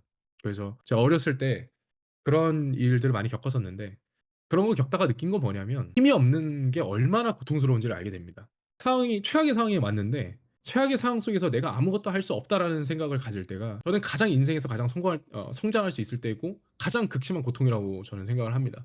그걸 깨달으면 힘이 없다는 건 굉장히 위험하다는 생각이 듭니다. 저는 그런 삶에서 살아왔고요. 그래서 항상 꾸준히 운동도 하고 아무튼 어쨌든 간에 그래서 이번 생각을 통해서 제가 느낀 건 결국엔 힘입니다. 힘. 힘을 기르자예요. 저는 이런 의구심을 떨쳐버릴 수가 없더라고요. 넘어갈게요. 핵심입니다. 바로 견제와 균형이죠. 저는 이번에 JTBC를 보면서 느꼈습니다. 앞으로 이런 일이 벌어지지 않을 거라는 믿음이 없습니다. 근데 너무 이상적이라는 생각이 들었습니다. 역시 아니나 다를까. 판단이 맞다면 앞으로 힘없는 정의는 무능인 것처럼 힘없는 모빅은 저는 무능이라고 생각을 합니다. 더욱더 모빅 내에서 조직화되고 모빅의 어떤 코어를 중심으로 뭔가 진행되어야 된다는 게 저는 기정사실화됐다고 보고 있습니다. 그리고 모빅의 문제점입니다. 디테일의 부재입니다. 모빅 공식 로고, 백서, 홈페이지 부재. 누가 그러더라고요. 저도 마찬가지 알고 있습니다. 더 그레이트 비트코인 내부에 모빅에 대한 그 백서가 있다고요. 그럼 그거를 인터넷에서 볼 수 있는 게 있나요? 이건 PDF 파일로 볼 수 있나요? 누군가 명시적으로 보여줄 건 사람들이 모였다는 사건뿐입니다. 저는 그런 관점에서 디테일의 부재가 있지 않을까 이런 생각을 가졌습니다. 글쎄요, 본질에 강한 게 과연 좋은 걸까요? 좋은 거죠. 당연히 좋은 겁니다. 본질을 강하면 너무 좋은 거죠. 근데 본질만 강해서 될까요? 애플이 본질만 강했나요? 애플이 본질이 강했죠. 근데 애플은 디테일을 정말 신경 많이 썼어요. 애플이 디테일을 신경 쓴 그 스tap스의 그 행보를 보면요, 토악질이 나와요, 진짜. 그냥 변태였어요, 변태. 필요가 않습니다.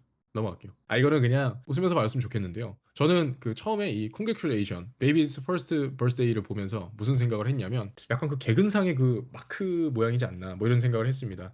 그만큼 저는 굉장히 디자인을 중시합니다. 제가 어느 정도 디자인을 중시하냐면 약간 저는 스티브 잡스처럼 스티브 잡스는 아닌데요. 그만큼 디자인이 조금이라도 직관적으로 뭔가 달라지거나 뭔가 되게 조금이라도 막 그러면 되게 불쾌감을 가져요.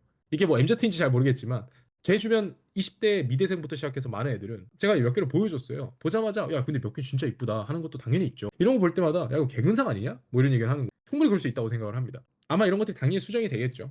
그게 지금 현재 모빅이 갖춰야 될 부분이지 않나 뭐 이런 생각을 했습니다. 넘어갈게요. 그래서 뭐 이런 카드가 있잖아요. 예쁜 카드 뭐 이런 식으로 모빅 그 배 모양을 없애는 게 이쁘지 않을까 이런 생각을 했습니다. 넘어갈게요.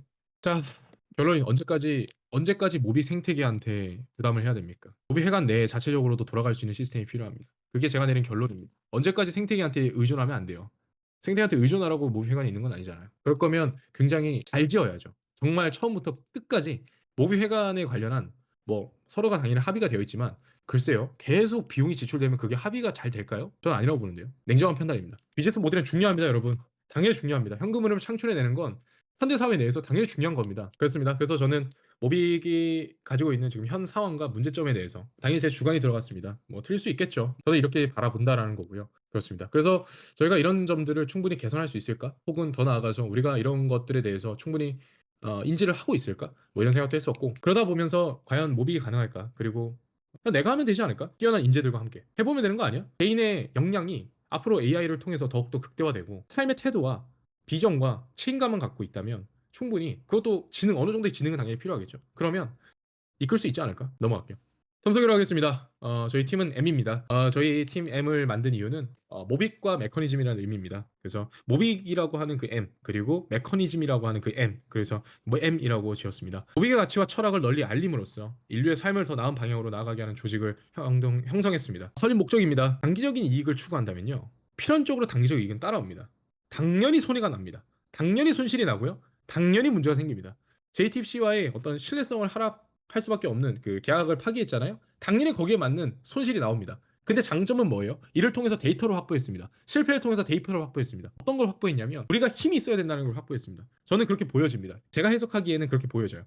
그래서 힘을 가져야 앞으로 다가오는 어떤 모빅 생태계 내부에 무언가 들어왔을 때 견제와 균형을 이룩할 수 있는 겁니다. 제대로 모빅을 활용하고 있는지, 정말 저 사람이 앞으로 기억하고 있는 것이 인문학적으로, 철학적으로 충분히 어떤 여러 가지 관련해서 타당한지, 뭐 논리적으로 정합적인지, 뭐 이런 여러 가지 것들을 검토할 수 있는 논의 기관이 좀 필요하다고 봅니다. 그래서 제가 팀을 만들었습니다. 구조조정은 당연히 유연하게 일어나야 됩니다. 어떤 회사든 어떤 스타트업이든 당연히 도덕적인 잣대로 꾸준하게 들이밀어 버리면 방법이 없어요. 저는 현재 전공 과목 중에서 사회중시 경영이라는 걸 배웁니다. 회사가 사회적인 책임을 지고 있고 사회적인 가치를 중시해지고 있는 시대다. 그래서 어떤 측면이 기업들에게 굉장히 난해한 어떤 맥락들을 보일 수 있는가 하면서 기업들의 여러 실증 사례들을 보면서 판단을 합니다. 저희 나름대로. 이때는 윤리적인 가치관이 맞고, 뭐 이때는 기업의 사익을 추구하는 시장주의적인 가치관이 맞고, 이러면서 여러 관점들을 계속 끊임없이 공유를 합니다.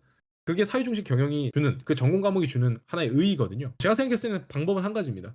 계속 계속 계속 성장하고 쪼물쪼물하고, 능력이 부족하면 나와야 됩니다. 능력이 부족하면 나와야 돼요. 나오고 다시 능력이 뛰어난 사람들이 인재를 영입하고 다시 치고 올라가고, 그 사람들에게 다시 뭐 까놓고 얘기할까요? 모빅을 주면 됩니다. 그래서 모빅을 주니까 서로가 어쨌든 간에 연결이 되어 있으니 다시 뭔가 팀이 계속 발전하고, 뭐 이런 거죠. 저희 로고입니다. 저 고래 주름 모양이 사실 필기체 M입니다. 코드네임입니다. 모블이에요, 모블. 모빅의 인풋입니다. 인풋은 뭐냐면요, 작가님이 지금 하는 정책이라고 저는 표현을 하겠습니다. 기존의 고래를 묶음으로써 신규 모비커 분들의 유입을 적극 장려하는 겁니다. 그죠? 그 역할은 뭐냐면 신규 모비커들을 위해서 또 다른 신규 모비커들을 초대하는 겁니다. 그게 제가 내린 결론이었습니다. 저희가 할 첫 번째입니다. 모빅의 교과서를 만들 것. 아직 지금 초고인데요. 그러니까 초고 중에서 아주 조금의 그 세부 사항만 갖고 왔어요. 저런 형식으로 진행됩니다. 첫 번째는 화폐 발생의 역사고요. 두 번째는 언급을 안 하겠습니다. 여기까지 말씀드리겠습니다. 교과서 형식의 스토리텔링, 어떤 모빅 바이블, 줄여서 모블이라고 표현을 하거든요. 그래서 모블 화폐편을 기획하고 있습니다. 고등학교 정도, 그러니까 고등학교 수준을 갖춘, 고등학교 수준의 어떤 지적 수준을 갖춘 성인이라면, 그 이상이면 예, 충분히 모빅을 이해하고 모빅의 장기적인 어떤 비전과 끝없는 가치 상승을 도모하고 상상할 수 있도록 만들고 있습니다. 그것이 목적입니다. 중학교 수준이에요. 알겠습니다. 더욱더 쉽게 하겠습니다. 더욱더 쉽게 표현하겠습니다. 어떤 사람을 이렇게 만나더라도 모빅을 갖고 그림을 그려나갈 수 있는 그 정도면 됩니다. 저희가 모빅 교육용 자료를 만들어서 회관과 협력을 진행할 겁니다. 회관에 전문 강사를 모집할 겁니다. 교육 강사를요. 앞으로 다가오는 새로운 신규 모비커 분들이 모빅 회관에서 충분히 모빅을 기초적인 어떤 모빅에 대한 묵직한 맥락이라도 잡을 수 있도록 할 겁니다. 세부적인 건 작가님의 영상과 그동안 쓰신 비트코인에 대한 그 여러 책들을 얘기를 하면 보게 될 겁니다. 두 번째입니다. 모비커들의 상상력을 키워줄 겁니다. 저는 앞으로 다가오는 4차 산업혁명 시대 속에서 작가님도 언급을 했지만요, 상상력이 세상을 바꾼다고 생각을 합니다. 상상력이란 무엇인가? 상상력은 앞에 우리가 보이는 지금 이 방향제가 지금 당장 미국 백악관 들어가는 그 입구 앞에 놓이는 힘입니다. 이게 상상력이에요. 이해가 됐나요? 상상력은 위대합니다, 여러분. 시간을 초월합니다. 우리가 흔히 얘기하는 그 전기 속도를 초월합니다. 그러니까 이게 상상력인데 저희는 상상력을 키워줄 겁니다. 넘어갈게요. 기획보고서입니다. 이게 뭐냐면요, 사실 말이 기획보고서고요. 굉장히 쉽게 설명을 하려고 하는데, 게임 산업과 모빅에 관련해서 저희가 한 30편에 해당하는 기획보고서를 썼습니다. 그래서 이 게임의 인문학적인 의미, 그리고 게임이 갖고 있는 철학, 왜 게임이 중요한가, 그리고 게임과 모빅을 연계하면 어떤 식으로 진행하면 좋을까, 뭔가 이런 식의 기획보고서를 작성을 했습니다. 그래서 여러분들이 충분히 이러한 자료, 교육 자료를 보면서 아직 많이 부족합니다. 근데 저희가 벌써 4편을 썼거든요. 근데 너무 부족해서 그 4편을 공개하기가 어렵긴 하지만 그럼에도 공개를 할 예정입니다. 보고서마다 한 30페이지는 되니까 총 120페이지를 저희가 만든 겁니다. 3주 안에 만들었고요. 그래서 여러분들 아마 이걸 보시면 놀랄 겁니다. 이 정도로 가치를 창출해낼 수 있고 이 정도의 게임이 가지고 있는 의미가 크구나. 게임을 오히려 더욱더 적극 장려해야 되는구나, 우리 자녀에게. 뭐 그럴 수도 있고요. 그리고 게임 산업이 앞으로 화폐적 상상력으로 봤을 때 게임 산업은 무궁무진한데 디지털 산업에 대한 그 금융 산업이, 그걸 통해서 모빅을 연계하면 어떨까? 뭐 이런 식으로 얘기가 되겠죠. 그리고 세 번째입니다. 기업들이 모빅을 활용하게끔 도울 것입니다. 넘어갈게요. 자, 이거는 저희 이 영상을 보고 계시는, 그리고 이 영상을 함께 참여하고 계신 회사에 좀 인지도가 있는 어느 정도 임원급의 차장 부장님 분들께서는 아마 아실 겁니다. IM 투자 제안서라고요. 투자를 제안하거나 보통 M&A 이제 인수합병할 때 진행을 하는데, 솔직 담백하게, 그러니까 진직 모드로 쓰는 기획 투자 제안서입니다. 투자 제안서를 쓰는 이유는, 틀리더라도 쓰는 이유는 뭐냐면, 그러니까 외부 기업 관계자가 왔을 때 만약에 이러한 투자 제안서를 보고 충분히 모빌을 갖고 활용하는 게 경제적인 가치를 창출해내고 우리 생태계 내에서도 어느 정도 이점이 있겠구나 생각을 가질 수 있습니다. 왜냐하면 지금까지 다 모빅은 다 사건이었어요. 그러니까 구체적인 보고서 형태가 아니었어요. 올림픽 대공원도 그렇고 레이밴도 그렇고 기사 사건이에요. 기업이 충분히 사업성을 검토할 만한 그런 IM 투자 제안서가 없어요. 이건 기업들을 위한 거예요. 기업들이 뭘 원할까? 기업들이 일단 검토를 해야 될 거 아니에요. 사업성을 검토해야 뭐 투자 제안서를 받아야 될 거 아니에요. 적어도 얘네가 봤을 때 오케이 이 정도면 좀 해볼만한데? 야 이거 괜찮은데? 자기 내부 나름의 어떤 사업성을 검토해야 될 거 아니에요. 작가님은 드리머입니다. 꿈을 꿉니다. 근데 문제는 실무자가 없어요. 이걸 저희가 메꾸겠다는 거예요. 모빅을 실제 자산과 연동시킬 겁니다. 이게 RWA라고 하는데요. 굉장히 예쁜 명품 지갑이 있습니다. 저희 M컴퍼니 이 로고가 너무 예쁘잖아요. 사실 이 로고를 가지고 뭘 할 거냐면 저 로고 모양 있죠. 저거를 저희 그 고래 로고로 박을 생각입니다. 저런 형식으로 아마 굉장히 디테일하게 제가 생각했을 때 박을 거예요. 그래서 브랜딩 할 겁니다. NFT입니다. 많은 사람들이 모빅 사이드 체인을 만들고 NFT를 만들어야 된다 뭐 이런 건데요. 저는 이런 생각인 거예요. 왜 자꾸 안 하지? 이런 거예요. 그냥 NFT 만들어 버리고 나중에 NFT 가지고 있는 사람이 모빅 사이드 체인이 만들어지면 그때 사이드 체인으로 넘어가면 되는 거 아니에요? 자, 근데 여러분 그거 아셔야 됩니다. 저희가 기획한 것 중에 지금까지 말씀드린 게 10분의 1입니다. 빙산의 일각입니다. 저희 팀이 성공할 수 있는 이유입니다. 첫 번째는 지능이라고 생각을 합니다. 저희 팀에게는 아주 브레인들이 많습니다. 4명밖에 안 되는데요. 한 명이 브레인이에요. 제가 생각했을 때는 2명 정도가. 그래서 지능이 높습니다. 그리고 의사소통 능력도 굉장히 뛰어납니다. 저희 그 일부 공개로 라이브를 진행을 했었는데 몇몇 분들은 아마 봤을 겁니다. 매일 3시간씩 만나요. 한 1시간에 2시간 정도? 매일 보고하고 매일 판단하고 매일 하는지 제가 맨날 뭐라 합니다. 당연히 리더가 솔선수범해야죠. 제가 제일 열심히 합니다. 자, 그래서 의사소통, 실행력, 사명감입니다. 그리고 마지막은 독점입니다. 왜냐하면 저희는 지금 모비 생태계 내에서 독점을 하고 있습니다. 그리고 이미 형성된 생태계 위에서 놀고 있다라는 점이 그 어떤 사업보다 어떤 조직보다 정말 앞선 거예요. 이거는 작가님이 잘 아실 거예요. 생태계를 만드는 게 정말 어려운데 지금 대학교 가보세요. 그 스타트업 하려고 그 생태계 만들려고 막 설문조사하고 리스트 만들고 있어요. 막 이제 성공한 이유를 봤으면 실패한 이유를 봐야겠죠. 자금 부족입니다. 만약에 저희가 돈이 없다면 아마 앞으로 하게 될 일이 무산될 수도 있어요. 그래서 돈이 없습니다. 두 번째는 나약함입니다. 아마 제 생각이 맞다면 앞으로 저희 시대 그리고 더 나아가서 저희가 진행하고자 하는 그 시대의 그 나약함이 반영이 되어서 인재가 없을 수도 있어요. 나약함 때문에 인재가 없을 수도 있다랄까요? 싸우려고 하는 사람이라기보다는 싸울 수 있는 사람이 좋아요. 싸울 수 있는 사람. 이게 핵심이에요. 저는 이제 복싱을 7년 했습니다. 사실 제가 이제 말씀을 드리는데 저번 주에 제가 갈뼈가 금이 갔어요. 복싱하다가 배를 세게 맞아가지고 저도 막 화가 나는 거예요. 그래서 막 죽독 때렸는데 면부를 이렇게 막 피합니다. 피하는데 문제는 뭐냐면 복부를 내줘요. 그러니까 이런 거죠. 결국에는 안면을 안 맞으려면 뭐 하나는 내줘야 되거든요. 방법이 별 수 없어요. 살을 주고 뼈를 취한다라는 말이 있어요. 그래서 인파이팅은 아닌데 건강해야 됩니다. 아무튼 그렇습니다. 그래서 뭐 나약합니다. 지금 사회는. 그래서 나약함 때문에 안 될 수도 있어요. 만약에 제가 리더십으로서 능력이 부족하고 저희 팀원들의 능력도 부족하다면 아마 실패를 할 겁니다. 그리고 더 나아가서 아마 새로운 만약에 기업이 이걸 깨닫고 무언가를 해버리면 전적으로 이것에 전부를 걸어버리면 저희가 안 될 수도 있겠죠. 근데 저는 안 될 거라는 생각은 안 해요. 그랬으면 시작도 안 했어요. 처음에 말씀드렸던 겁니다. 계획은 즉시 행동으로 옮겨지지 않으면 그저 좋은 의도일 뿐이다. 피터 드러커가 얘기했죠. 여러분, 저는 실행력을 강조하고 싶습니다. 모비 생태계 내에서는 실무자가 필요합니다. 더욱더 많은 영역 속에서 제가 생각하기에는 실행하고 작가님의 비전을 깨닫고 그리고 그 비전을 그 이상을 그 꿈을 현실이라고 하는 그 괴리감을 좁히는 어떤 그런 역할을 하는 실행자가 필요합니다. 그래서 그것을 저희가 이끌려고 합니다. 처음에 제목에 어떻게 적었냐? 전설의 시작? 아니면 쪽팔림의 시작? 모르겠습니다. 아마 쪽팔림의 시작일 수도 있죠. 인생에 있어서 뭐 쪽팔릴 수도 있는데요. 그럼에도 불구하고 자신 있게 말씀드릴 수 있는 건 한 가지뿐인 것 같습니다.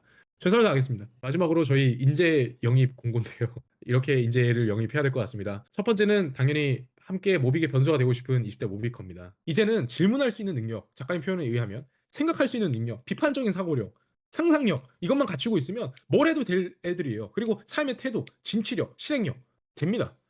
안 될 게 없어요. 그래서 20대 모비커 분들 혹시 이 영상을 보고 가슴이 뛴다, 함께 해보고 싶다, 그럼 오십시오. 들어오십시오. 같이 갑시다. 그 대신 한 가지는 확실하게 말씀드릴 수 있을 것 같습니다. 저 되게 무서운 사람입니다. 그럴 거면 각오를 하셔야 됩니다. 진짜 욕먹을 각오하고 하셔야 돼요. 내가 역사 이름에 남기고 싶다. 오십시오. 두 번째입니다. 개발 경력 있으신 분을 좀 연락을 주셨으면 합니다. 뒤에 이제 저희 연락처가 있는데요. 같이 일하려는 게 아니에요. 저희가 한두 번 자문을 구할 생각입니다. 저는 물리학을 전공할 생각이에요. 그 복수 전공을 할 생각인데 제가 오죽 물리학을 전공을 해야겠다고 생각을 하냐면 일론 머스크 말이 맞는 것 같아요. 물리학적 법칙 외에는 모든 건 선택사항이라는 얘기를 했는데 가끔은 그 철학이 맞다는 생각이 들어요. 그 외분들입니다. 그래서 자문을 구하고자 정말 도움을 요청합니다. 세 번째입니다. 전문직. 특정 사업 분야 종사자분들께 좀 요청을 드리고자 합니다. 저희가 진행하고 있는 그 브랜딩하는 그 과정 속에서의 자문을 구하건 뭐 이 정도입니다. 어려운 게 절대 아니라요. 막 "같이 일하자." 이런 게 아니에요. 저희의 질문에 대한 답을 해 주시는 것만으로 너무 감사합니다. 그래서 연락을 기다리겠습니다. 이메일 양식입니다. 첫 번째는 자기소개를 부탁드리겠습니다. 나이, 본명, 뭐 이렇게 하는 업무, 닉네임 설명해 주시면 너무 감사하겠고요. 저희에게 도움을 줄 수 있는 부분을 언급해 주셨으면 합니다. 그래서 거기에 관련한 저희 소정의 모빅을 드리도록 하겠습니다. 그리고 가장 결정적으로 모빅을 알게 된 계기를 설명해 주셨으면 합니다. 그래서 여러분들의 지원, 여러분들의 도움이 필요합니다. 저희는 앞으로 발전할 건데 사실 아직 갈 길이 많아요. 저희가 가지고 있는 건 시간과 젊음이겠죠. 근데 그거를 그 시간, 젊음이라는 에너지를 전문성이라고 하는 에너지로 치환을 할 겁니다. 자, 우리 팀원 2명 올라오세요. 1 명, 2명 더 올라오세요. 자, 소개 누구부터 할 겁니까? 여러분 안녕하십니까. 이렇게 공식적으로는 처음 인사드리는데 저희 팀 M컴퍼니의 일원 중에 한 명이고 이름은 박주영이라고 합니다. 현재 나이는 28살이고 이제 20대의 끝자락에서 마지막 불꽃을 한번 태워보려고 이렇게 열심히 하고 있습니다. 그리고 현재 소속은 저는 한양대학교 공대 대학원에 재학 중이고 대학원생입니다. 그래서 이 부분이 아마 제가 모빅을 알게 된 시점과 연관성이 있을 것 같은데 아마 다들 기억하시겠지만 작년 9월쯤에 오태민 작가님께서 한번 또 한양대에 와서 강연하셨던 적 기억나시죠? 그때 저도 우연한 계기로 그 강연장에 가서 오태민 작가님 강연 듣고 거기서 상아님도 만나고 이렇게 얘기를 나누고 그렇게 자연스럽게 공부를 하다 보니 모비에 또 빠져들게 됐는데 제가 이제 한양대학교에 오래 다니면서 그 여러분들이 오셨던 그 장소가 그렇게 많은 사람들로 채워진 적이 정말 처음이었거든요. 원래는 사람이 한 명도 없는 그런 장소인데 뭐 그런 열기와 오태민 작가님과 윤성호 교수님의 지적인 대담 그런 것들을 보면서 이것은 정말 공부해 볼 만한 현상이다 라고 생각을 했고 계속 공부의 연속으로서 지금까지 와 있는 것 같습니다. 열심히 여러분들이 모비익을 통해서 그리는 미래를 좀 더 멋있고 현실로 가져올 수 있도록 좀 더 디테일을 기획 보고서에 잘 녹여서 만족하실 수 있을 만한 미래를 현실로 가져올 수 있게 하는 M컴퍼니의 일원이 되도록 하겠습니다. 감사합니다. 네, 안녕하세요. 저는 부산 사는 25살 모비컷 조이보이 강건욱이라고 합니다. 이 화면만 넘기다가 와가지고 무슨 말씀을 드려야 될지 잘 모르겠네요. 근데 마음은 같습니다. 최선을 다해서 열심히 해서 모비과 저희가 모두 잘 될 수 있는 방향으로 네, 열심히 노력하겠습니다. 저는 부산의 국립부경대학교 법학과 3학년 강건욱이라고 합니다. 모비익을 알게 된 건 이세로이 덕분이고 그래서 앞으로도 이 친구와 같이 잘 해보겠습니다. 이상입니다. 안녕하세요. 저는 현재 서울대학교 이공계 재학 중인 최수현이라고 합니다. 지금 현재 2학년이고요. 팀 내에서 막내입니다. 무빅을 알게 된 지는 한 1년 좀 넘은 것 같고요. 팀 M에 훈용 형이 초대해줘서 참가했고, 진짜 형 말대로 못하면 두드려 맞습니다. 진짜 되게 아프게 때리고요. 현재는 이렇게 4명밖에 안 되는 작은 팀이지만 열심히 기획보고서 만들고 공부하고 상상력 쥐어짜서 저뿐만이 아니라 팀이 성장하는 모습 보여드리겠습니다. 많은 응원 부탁드립니다. 감사합니다. 저희 이제 시작이고요. 앞으로 더욱더 발전된 모습으로 찾아오겠습니다. 인재풀을 더욱더 많이 모집할 겁니다. 많은 지원 부탁드릴게요. 도와주세요. 그저 저희의 자문, 저희의 질문, 저희의 어떤 예리하고 첨예한 질문에 답변만 해 주시면 됩니다. 그 부분이면 돼요. 조직이 있는 이유가 뭘까요? 조직. 조직이 있는 이유는 가장 큰 이유는 상품과 서비스를 만들기 위해서입니다.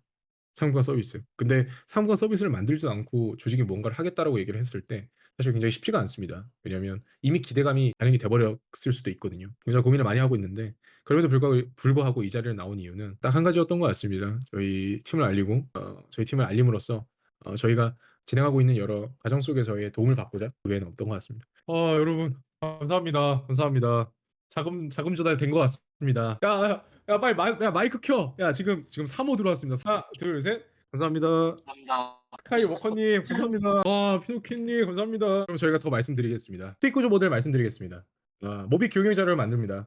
올해 내로 만들 거고요. 모빅 회관에 협력을 구축할 겁니다. 그래서 부산, 호남 그리고 서초, 수원에 연락을 드릴 겁니다. 신임위원회 분들한테도 저희가 검증을 받을 거고요. 여러 모빅 회관에 그 강사분들을 초청할 예정입니다. 강사를 초청한다는 의미보다는 강사를 모집하겠죠. 그래서 뭘 할 거냐? 매 주마다 신규 모비커들이 들어오면 모빅을 특강할 겁니다. 그래서 그 교육용 자료를 통해서 저희 신규 모비커분들께서 모빅을 이해하고 화폐적 상상력을 통해서 모빅이 가지고 있는 어떤 궁극적인 미래를 지향할 수 있는 그런 과정을 만들 겁니다. 작가님의 언어는 너무 어렵습니다. 작가님은 너무 뛰어난 분이셔 가지고요. 근데 지혜가 가득한 글귀다 보니까 아마 쉽지가 않을 겁니다. 근데 그럼에도 불구하고 저는 그 문턱을 낮춰주는 역할을 할 수 있다라고 생각을 합니다. 그래서 작가님의 언어를 최대한 일반인이라고 표현하겠습니다. 일반인이 충분히 이해를 할 수 있게끔 낮춰줘서 아마 충분히 모빅을 이해할 수 있는 그런 일을 일어나야겠죠. 앞으로 M 컴퍼니 소식은 어떻게 들을 수 있나요? 솔직히 말씀드리겠습니다. M 컴퍼니 소식 한동안 안 올라올 겁니다. 저희는 제품과 상품을 만드는 조직입니다. 근데 왜 저희가 마케팅 아무런 상품과 제품이 없는데 왜 마케팅을 해야 됩니까? 저희는 앞으로 좀 잠잠하게 조용히 살 겁니다. 저희의 실력이 길러지고 제품과 서비스가 나와서 많은 분들이 충분히 누릴 수 있는 시간이 됐을 때 그때 나중에 피드백을 받던 거 더 준비를 할 겁니다. 작가님은 어떻게 한 거예요? 작가님. 그죠? 전 작가님이 진짜 어떤 기세를 가졌는지 좀 궁금해요. 작가님을 이렇게 짧게나마 PPT를 보면서 여러분들께 말씀을 드리는데 아 작가님은 진짜 짬에서 나온 바이브가 있구나. 저는 이제 작가님을 가끔 형님이라고 하는데요. 우리 형님 진짜 너무 멋집니다. 레스펙합니다. 제가 잘 몰라서요. NFT를 이더리움 기반으로 만들면 모빅의 사이드 체인으로 연동이 될까요? 아닙니다. 아니 안 될 거예요 아마. 그러니까 저희는 사이드 체인이라기보다 이런 거예요. NFT를 만들고요. 그 NFT를 갖고 계신 분들을 모빅 회관으로 부르면 돼요. 오프라인 장소가 있잖아요. 모빅 회관으로 부르면 거기 내에서 그 모빅 사이드 체인으로 그 NFT를 받고 저희가 회수를 하는 거예요. NFT를 회수를 해서 NFT를 이쪽으로 옮기면 돼요. 일단은 어디에든 간에 일단 NFT를 만들어 놓자는 거예요. 만들어 놓고 나중에 뭘 하면 돼요. 그러니까 자꾸 모빅 위에 뭘 해야겠다 이런 생각을 안 해도 돼요, 사실. 물론 당연히 거기에 맞는 걸맞는 그 신뢰성이 낮겠죠, 당연히 상대적으로. 근데 괜찮아요. 괜찮습니다. 그게 뭐가 어려워요? 그거 어려운 거 아니에요. 다 장부잖아요. 모빅도 장부고 비트코인도 장부고 다 장부예요. 알트코인 다 장부예요. 장부만 지키면 돼요. 장부에 기록만 되어 있으면 돼요. 저희가 그걸 확인하면 되죠. 문제 없어요. 자꾸 본질을 잃으면 안 돼요. 본질을. 저희 행방을 말씀드리겠습니다. 저희는 앞으로 코딩을 배울 겁니다. 소프트웨어를 빨리 배울 거예요. 그래서 여러분들이 주신 뭐 금액으로 뭘 할 거냐면 아마 코딩 관련 공부를 살 겁니다. 아카데미나 이런 것들. 그래서 블록체인을 공부할 겁니다. NFT를 공부할 겁니다. 스마트 컨트랙을 형성하는 걸 공부할 겁니다. 앞으로 책도 많이 읽을 거고요. 작가님이 뭐 년마다 100권의 책을 읽어야 된다 이런 얘기를 했죠. 그것도 읽어야 됩니다. 그리고 모비 생태계 내에서 뭔가를 계속 만들어야겠죠. 블록체인에는 네 가지가 있습니다. 첫 번째는 리서치 팀이 있고요. 그리고 개발팀이 있고요. 그리고 보안팀이 있고요. 그리고 밸리데이터 팀이 있습니다. 총 네 가지입니다. 리서치를 왜 해야 됩니까? 인문학입니다. 리서치를 통해서 이 모빅 혹은 더 나아가서 블록체인을 어떻게 활용해서 인문학적인 질서와 시스템을 형성하고 두 번째는 뭡니까? 개발입니다. 실제로 인문학적인 질서를 만들었다면 그 질서를 공학적인 개념으로 극복을 해야 됩니다. 세 번째, 보안이 뭘까요? 그 개발하는 그 과정, NFT화 하는 그 과정 속에서 여러 가지 어떤 사이버 해킹, 사이버 어택이 들어올 수 있습니다. 그 과정을 충분히 잘 검증해 나갔냐라는 보안이 필요하겠죠. 그리고 네 번째가 밸리데이터입니다. 뭐냐? 말 그대로 그것이 잘 실행이 되는지 검증을 해봐야 됩니다. 그런 네 가지 관점이 필요합니다. 그 모든 걸 할 줄 알아야 돼요. 왜냐하면 앞으로 저희가 더욱더 커지려면 그 어떤 유능한 인재와도 의사소통할 수 있는 능력이 필요합니다. 인사든 재무든 기획이든 마케팅이든 더 나아가서 과학적인 어떤 관점이든 뭐 공학적인 관점도 있겠죠. AI도 제가 봤을 때 다뤄야 될 거예요. 왜냐하면 AI가 나중에 그 NFT를 검증하는 주체가 될 거거든요, 사실. 그래서 AI도 결국엔 다뤄야 됩니다. 이제 시작입니다. 앞으로 저희는 이 모든 거를 공부를 할 겁니다. 네, 그게 저희 할 수 있는 최선이겠죠. 여러분 정말 도움 주셔서 너무 감사하고요. 앞으로 더욱더 발전된 모습 보여드리겠습니다. 밑에 보면은 카카오톡 채널인데요. 저희가 비밀리에 저 채널을 공유를 하시거나 이제 저희 팔로우 하시면 저희가 하는 여러 가지 것들을 좀 볼 수가 있어요. 자, 오늘은 여기까지 할게요. 네, 다들 인사하겠습니다. 여러분 감사합니다. 감사합니다. 감사합니다. 감사합니다. 끝내도록 하겠습니다. 여러분 고생 많으셨어요.